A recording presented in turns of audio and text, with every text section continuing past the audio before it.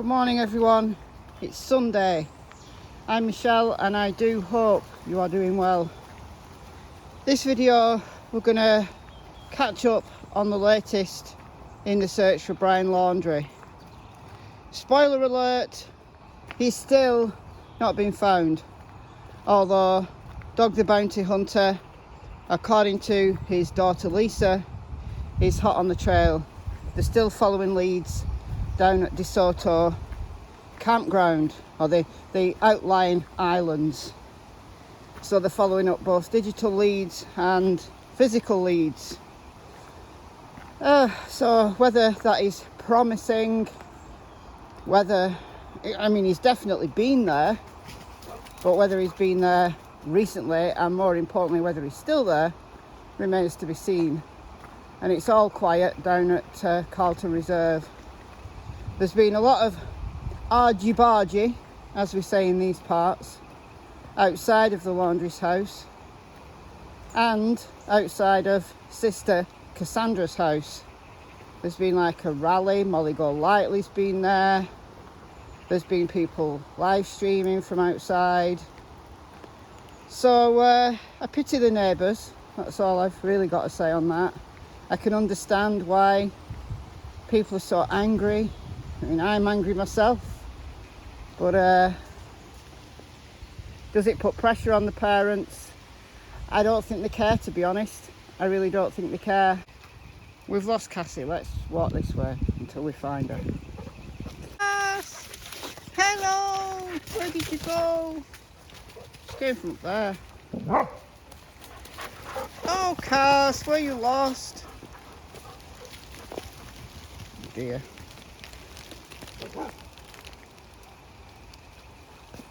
Tilly's telling her off now for running off.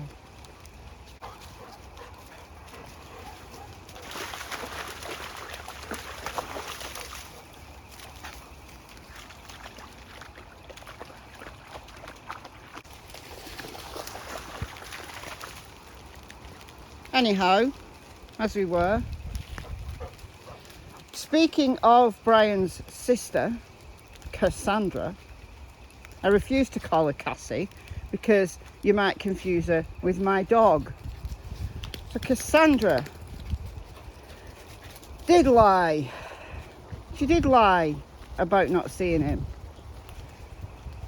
I don't care how the lawyer might have tried to portray it, that, you know, he threw her under the bus saying that she'd been to the campground with the Laundries, including Brian, on September the 6th.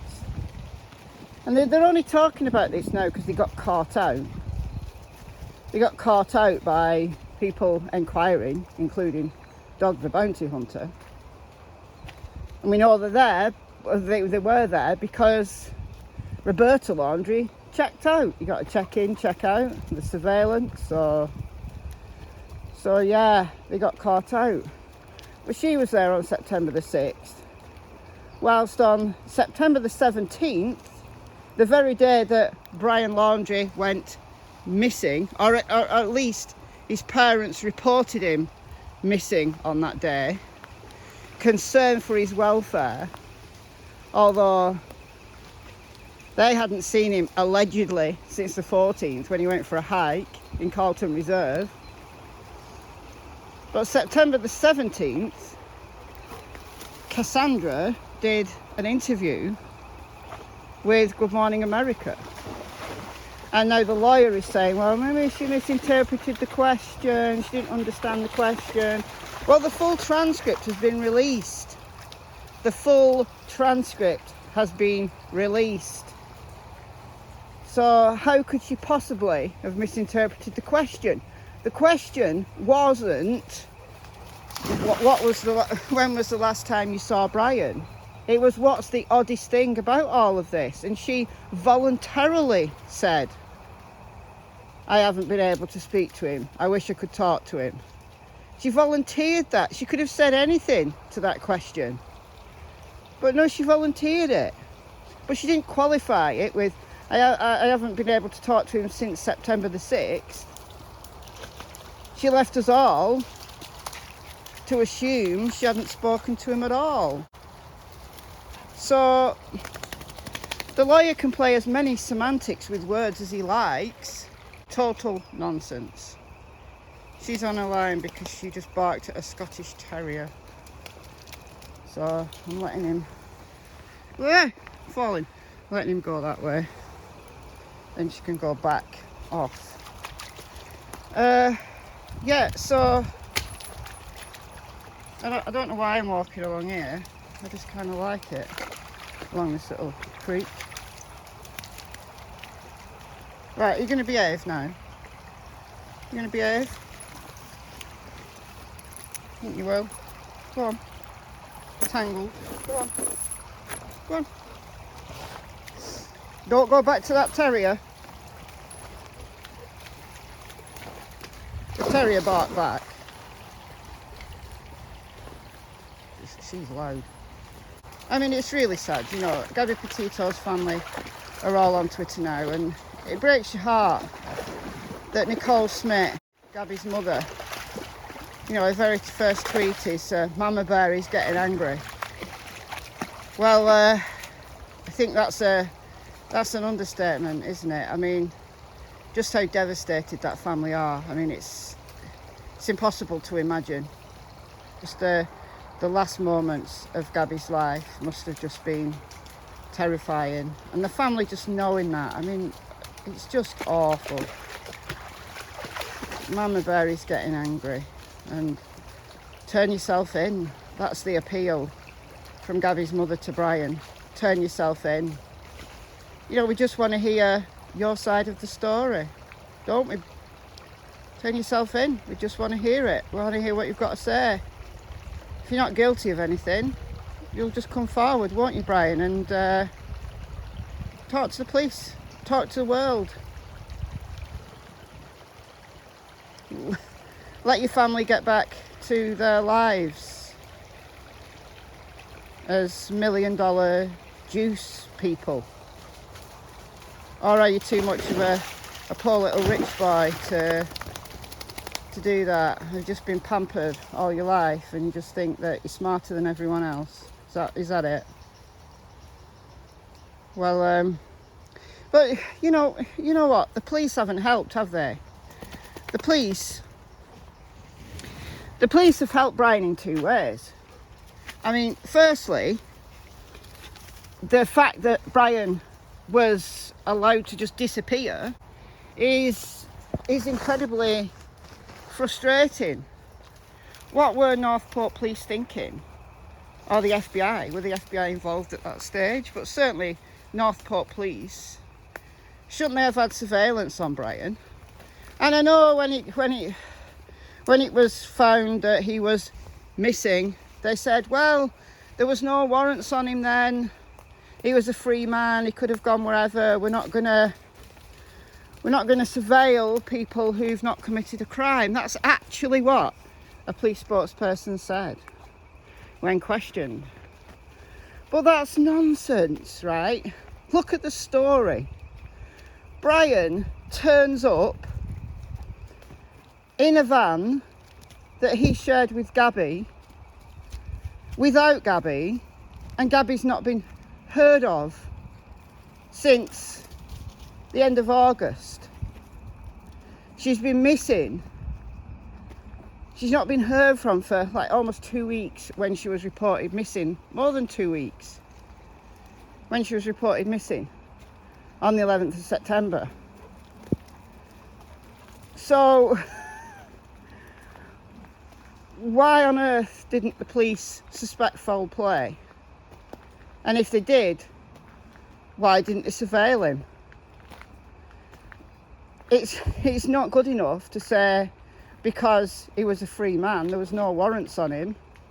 We don't surveil people who are free to go about their business. But you do. The police do surveil people who are free to go about their business, but when something just isn't quite right. I mean, look, right, the Chris Watts case. They surveilled Chris. They had a car parked constantly watching Chris's movements and following him on the 14th of August, the 15th of August. They followed him, they tracked him, his every move. It's all there in the discovery files. He was a free man, but he was behaving suspiciously. It was just something not quite right. So they put a tail on him. So Northport Police, did you have a tail on him and the officers fell asleep or something? Is that what happened? Is that why you're behaving defensively? Or did you genuinely not think that he might run? Come on, guys. I mean, I know we can get conspiratorial and talk about cover-ups and this, that, the other, but I'm open to that kind of viewpoint, but come on, they're just lazy. It was just really bad policing, at the very least. At the very least. But I think the most heartbreaking thing of all is that second body cam footage that was released a couple of days ago. I did a video just showing that the section of the cam footage that I found absolutely heartbreaking. I have got the full cam footage on the channel, but it's unlisted, so you can either get it from the Gabby Petito playlist or you can get it from the link in the description box. But I haven't made it live on the channel because so many people have released it. But the video I made just showing, you know, the police officer talking to his supervisor and knowing full well that people cover up, that people say they're okay, and then the situation gets worse and worse and someone winds up dead. But he made a massive error. I mean, he was trying, right? He was trying. He knew Gabby wasn't a criminal. He knew it was just a fight. He didn't want to arrest her, give her a citation. He didn't want to criminalise her. He was trying to do his best within the law, but he misinterpreted the signals. He misinterpreted, they all did, misinterpreted Gabby's anxiety and stress as a mental problem because he's got anxiety himself. And the other guy from the first cam footage that was released a couple of weeks ago, you know, he was all pally chummy with Brian on the drive to the hotel. And they all just misinterpreted the signals. They knew there was a witness who'd called in that he was hitting her. They knew that. We know that because when the second guy turned up, he went to Brian and said, we've got this allegation. But then later, he lied. He lied to Gabby, saying 2 witnesses had seen her being aggressive towards him, when he actually, on the cam footage, only spoke to 1 witness. He lied, saying there was 2 witnesses. There was 2 witnesses, but one of the witnesses wasn't spoken to. So although he tried his best for Gabby to get her off a charge, he just didn't do his job very well. He didn't fully follow up. And he lied and misinterpreted those signals. And yep, hindsight's 2020 and we're all very wise with the benefit of it. But, you know, I think there's a real training need there for that particular police service, at least, in spotting signs, spotting signals. They knew she had marks on her. So the fact that Gabby was playing it down and was protecting Brian is exactly what victims do when they're fearing that if they do tell, they won't be believed, or they'll be blamed, or it's going to be worse for them because the aggressor's going to come back 10 times more angry. And isn't that what may have happened? And inadvertently, I believe that that situation, even though in hindsight I bet those officers feel dreadful, I bet they really do, in hindsight it's 2020. But speaking generally about DV, you know, if you feel you're not going to be believed or you're going to be blamed, you're not going to report.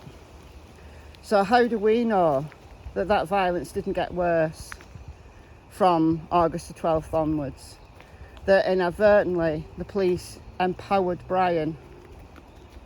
You know, he could have used that against her, saying, the police are not going to believe you. See, they didn't believe you. They took my side. And she just believed that.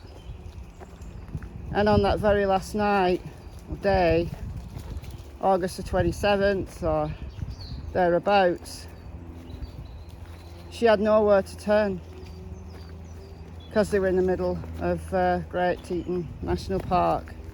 She had nowhere to turn, and that is just so very sad. But it could have been so different.